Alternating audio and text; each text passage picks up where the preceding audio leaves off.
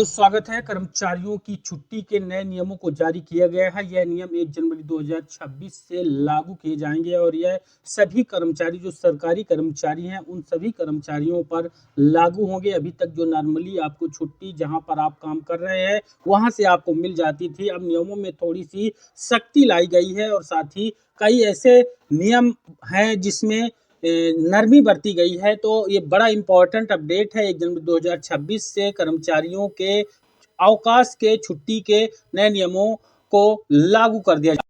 शासकीय सेवकों के नए अवकाश के नियमों में छूट दी गई है, जिसमें सरकारी कर्मचारियों के 6 माह ले सकेंगे अर्जित अवकाश और साथ ही 300 दिन की छुट्टी कैश होगी। साथ ही यहाँ पर सख्ती के रूप में अब कर्मचारियों से अवकाश के अधिकार को छीन लिया गया है, यानी छुट्टियां आपको मिलेगी, लेकिन अगर नहीं मिलती है छुट्टी तो आप आगे चल के दावा नहीं कर सकते हैं कि ये हमारा अधिकार है। तो पहली बार शिक्षकों को 10 दिन के अर्जित अवकाश की पात्रता यहाँ पर दी गई है। पूरा अपडेट आपको यहाँ पर दिखाएंगे, ध्यानपूर्वक देखिएगा। भोपाल से अपडेट है।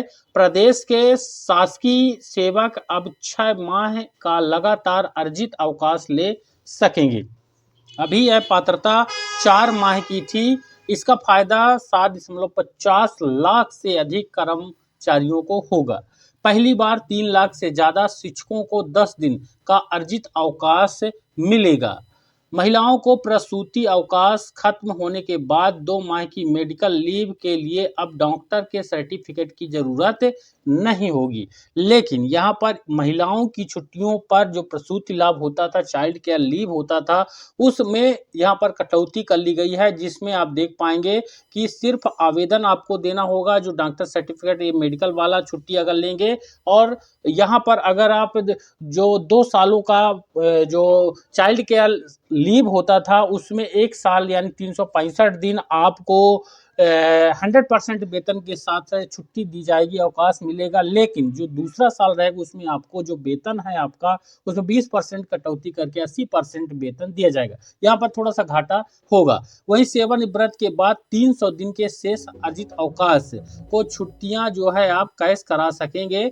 इसमें अर्धसैनिक अवकाश, अर्धवैतनिक अवकाश भी रहेगा। अब तक 270 दिन की छुट्टियां कैश हो पाती थी, लेकिन अभी उसको बढ़ा करके 300 दिन कर दिया गया है। अब यहाँ पर सरकार ने सिविल सेवा अवकाश नियम 1977 में संशोधित कर अधिसूचना को जारी कर दिया है और 1 जनवरी 2026 से ये लागू होगा। कुछ और चीजें हैं जो आपको जानना चाहिए। यहाँ पर अवकाश के नियमों में क्या बदलाव है, जैसे कि सरोगेसी से संतान प्राप्त करने वाले शासकीय सेवकों को अवकाश दिया जाएगा। टेस्ट ट्यूब बेबी या अन्य माध्यम से नेचुरल तरीके से जिनका नहीं होता है तो कृत्रिम तरीके से गर्भाधारण करने का यहाँ पर सरोगेसी होगा। फिर जन्म देने वाली माँ सरकारी नौकरी में है तो उसको 180 दिन का अवकाश यहाँ पर दिया जाएगा।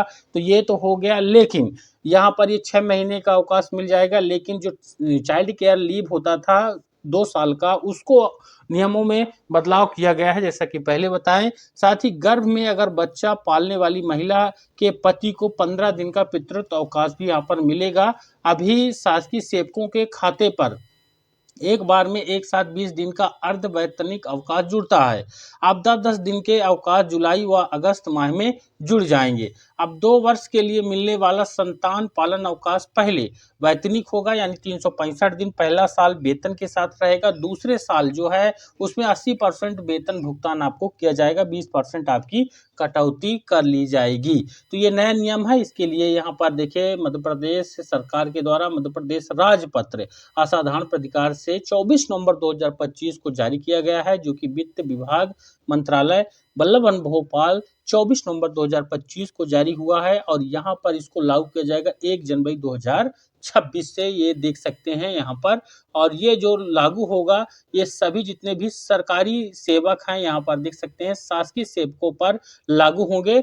बाकी जो आकस्मिक और दैनिक अंशकालीन है उन पर नहीं होंगे। आकस्मिक निधि वेतन पाने वाले लागू नहीं होंगे, कार्यभारित स्थापना में नहीं होंगे और संविदा वगैरह जो जितने भी हैं ये पूरा जो है यहाँ पर इन पर लागू नहीं होंगे, केवल सरकारी कर्मचारियों पर लागू होंगे। और भी बहुत सारे नियम हैं यहाँ पर, पूरा जो है यहाँ पर बताया हुआ। बाकी आपको जो बहुत जरूरी निर्देश हैं वो ऊपर ही बता दिए हैं। तो वीडियो को ज़्यादा लाइक और शेयर करके हमारे चैनल को सपोर्ट करिए, सब्सक्राइब करके। मिलेंगे अगले वीडियो पर नए अपडेट के साथ।